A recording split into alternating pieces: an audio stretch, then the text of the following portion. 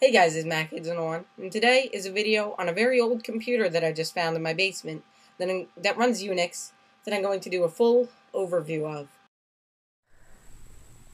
So as I said, this machine runs Unix. As you can see, it is very large. It's a very huge computer.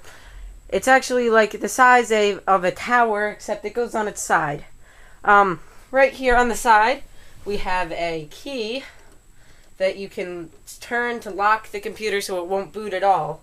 Right here you have a floppy drive, so this does support floppies, and it supports CDs as well. This is a CD drive.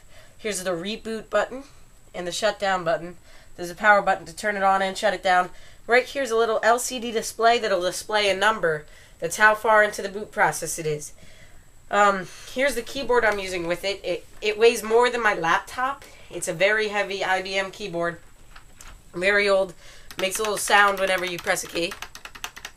And as you can see, the monitor I've plugged into this is a 22-inch large monitor. It's LCD. Now, why would I use this? This is the only monitor I have that actually supports this computer.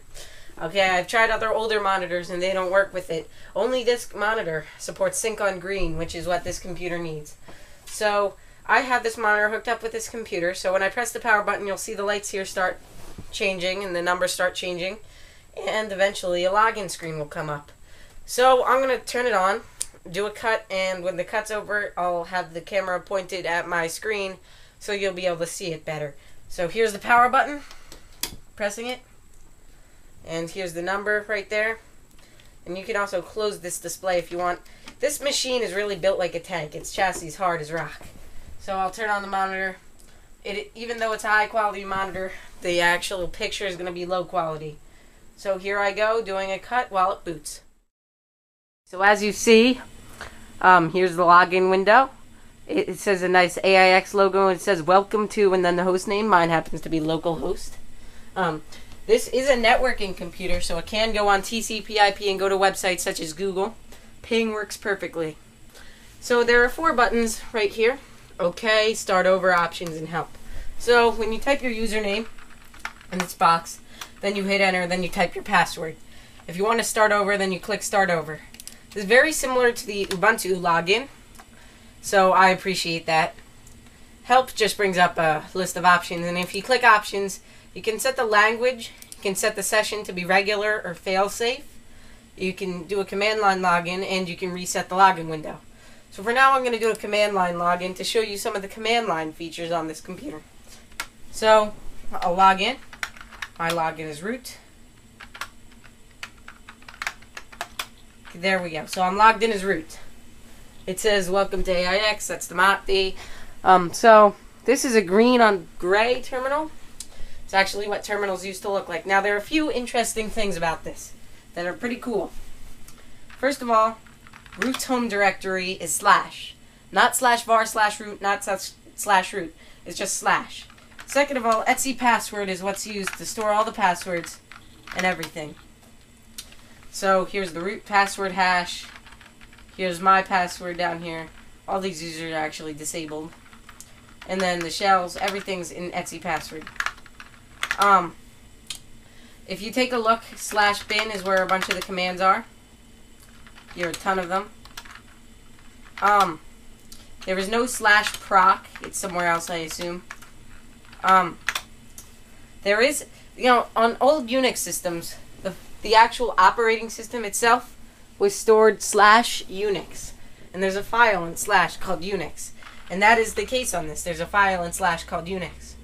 Then all the home directories are located in slash home. That's the same on a bunch of versions of Ubuntu as well. But it's interesting that slash home is what they use on this version of Unix. So there are a few home directories here. I'll just get out of this. So that's kind of how it works. There's no add user or user add command. You have to do that manually through etc password. And the console, other than that, is a normal console.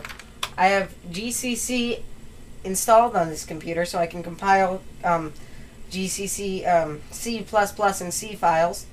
And I have Java installed on this computer. I believe it's Java 1.1. So it's a very old, wrinkly, in my opinion, version of Java. That's very, well, it doesn't have a lot of stuff. It has AWT, which is nice. If I type Java, it'll show you Java dash version. It'll say 1.1.6. Okay, so now I'll get out of this and go into the GUI because I'm sure you're all very interested to see what the GUI looks like. Now, I will warn you now, a lot of things on this machine do not work. You can't do much on the GUI right now. None of the apps work. So I'll log in right here. Log in as root. Okay, here we go. So here's my mouse. I'll be using it for the first time. Right here it says starting the common desktop environment. That is very important. Just remember that. And then here's an error message about the DT messaging system because I'm not really connected to any domain that it's been set up. So I can just close this window. And the interesting thing about this is that it uses something called Martif for its windowing system. So the windows look a lot similar to OS 9. So there's one button in the top left-hand corner that brings down a drop-down menu, like on most things. And it has move, size, lower, close. And on the right, normally there's a maximize button and a put away button or something like that. Moving a window around actually displays the coordinates in the center of the window once you're moving. That's pretty nice. So when you click this button, click close, closes that window. Here are my applications. I'm not sure you can see it too well, but I'll read it to you. Desktop apps, like calculator. There's Java right there. And Xcustom is what lets you customize your interface. System admin is very cool. And here's a terminal window right there. They embrace terminal very much. But anyway, here, most of these things, like I say, don't really work too well. If I open desktop apps, here's the calculator. It's actually a very nice scientific calculator. You can also make it a financial calculator. And it's pretty cool. Pretty calculator-like. There's something called workspaces, which is kind of like spaces on the Mac, except no cool animation while switching. And you can switch between them down here. Okay, there's a dock, as you see right here. This is pretty neat. The dock has a clock, calendar, file manager, text editor. You can put any app down on the dock. And say I want to put a calculator on my desktop, I can just drag it to my desktop, and here it is on my desktop. Right here. So, if I just do ls, like I said before, most of the apps don't work on this because they were set to run on another machine, because this was one of many machines at this office place that my dad was using it at. But ultimately, this is still pretty cool. It's pretty Unixy. Instead of Interface Builder and Xcode, it has its own thing called Application Builder, and maybe I'll show that to you later, but definitely not today.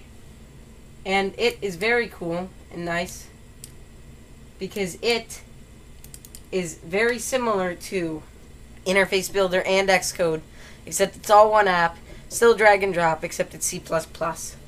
So that's one of the cool things that comes on this computer.